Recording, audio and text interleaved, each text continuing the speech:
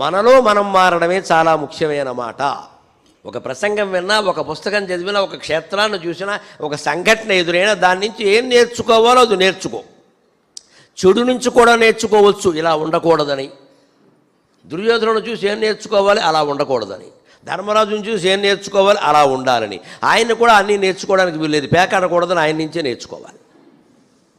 ఏ మనిషిలోనూ పరిపూర్ణంగా మంచి లక్షణాలు ఉంటాయి అనుకోవద్దు. దుర్యోధనుడి నుంచి కూడా నేర్చుకోవాల్సి ఉందమ్మా.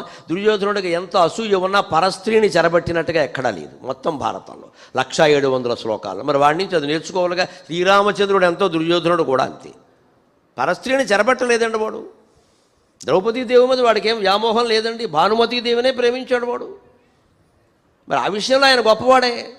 ధర్మరాజు గొప్పవాడు, చాలా గొప్పవాడు. కానీ మరి పేకాడాడు కదా, ఆ వదిలేయి, ఆ విషయం వదిలేయి. అంతేగాని కొంతమంది ఎలా ఉంటారు, ధర్మరాజు ఆడాడంటే మరి మనం దీన్ని అడ్వాంటేజ్ అంటారు.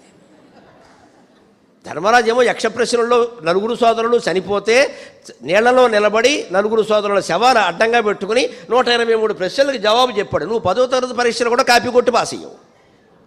నువ్వు ధర్మరాజును ఉదాహరణగా చెప్తే అలాగా నువ్వు చెప్పగలవా?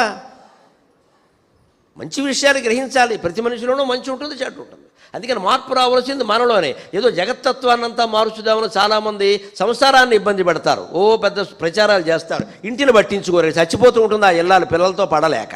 ఈయన బయట తిరుగుతూ ఉంటాడు. మాకు రాజకీయాలు, మరి దేశం ఇక్కడ ఏమి లేదు, ఇక్కడ స్వార్థం తప్పితే.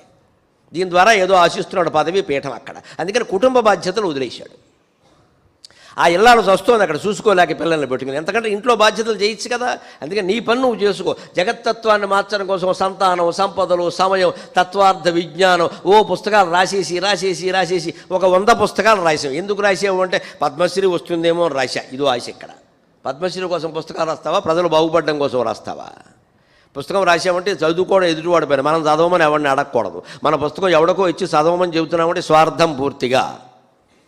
వాడికి అవకాశం ఉంటే చదువుతాడు, లేకపోతే లేదు. పుస్తకాలు షాపులో పెడితే కొనుక్కొని చదువుతాడు, లేకపోతే అది చదివే పుస్తకం కాదంటే మానేస్తాడు. మనమే ఇచ్చి చదివావా అంటున్నాడు. ఇదంతా అహంకారం తప్పితే ఏం లేదు ఇక్కడ. అంచేత నువ్వు ఏ పుస్తకాలు రాయొద్దు, ఏ సంఘ సంస్కరణ చేయొద్దు. నేనెవరు ఆలోచించు అని చెబుతున్నాడు. చివరిగా ఒక్క మాట చెప్పుకుని సెలవు తీసుకుందాం మనం. రమణ మహర్షి అంటే మౌనం.